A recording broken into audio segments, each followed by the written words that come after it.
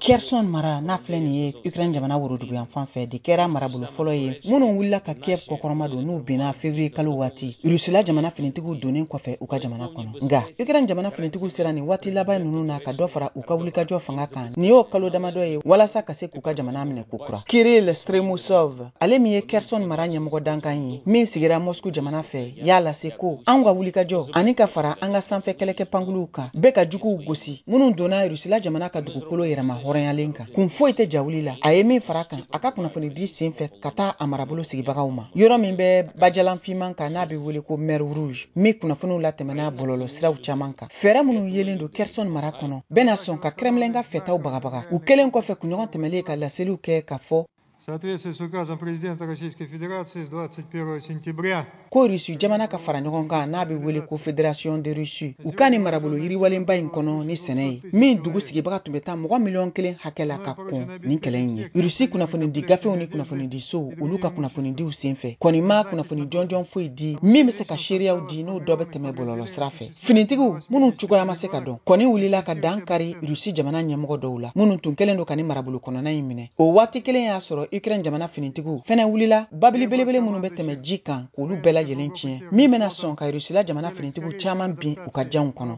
Vladimir Saldo min lakodɔnnenba don n'a ka kunnafoni di ye a sɔnna ma ɲininkali dɔ kɔnɔ ko Ukraine jamana finitigiw tun ye wulikajɔ kɛ ka janfa kosɛbɛ u ka jamana kɔrɔnfɛyan fanfɛla la dugudennin na min bɛ wele ko Dukshani n'o filɛ nin ye Diner o bajalan kan a y'a lajɛya o de senfɛ k'a fɔ ko nin wulikajɔ minnu kɛra kuntagala ma janya wa fɛnɛ ko Rusila finitigiw sera ka Ukraine jamana finitigiw gɛn ka bɔ nin yɔrɔ kofɔlen ninnu na Ukraine jamanatigi Volodymyr Zelensky ka laseliw senfɛ min kɛra kunu tɛnɛn wula fɛ kɔni y'a lase k'a fɔ k'u ka dugumisɛnnin caman ani duguba dɔw caman sera ka minɛ ka bɔ Rusila finitigiw bolo u ka marabolo kɔnɔna dɔw la. Нашої армії, усіх наших захисників є нові звільнені населені пункти.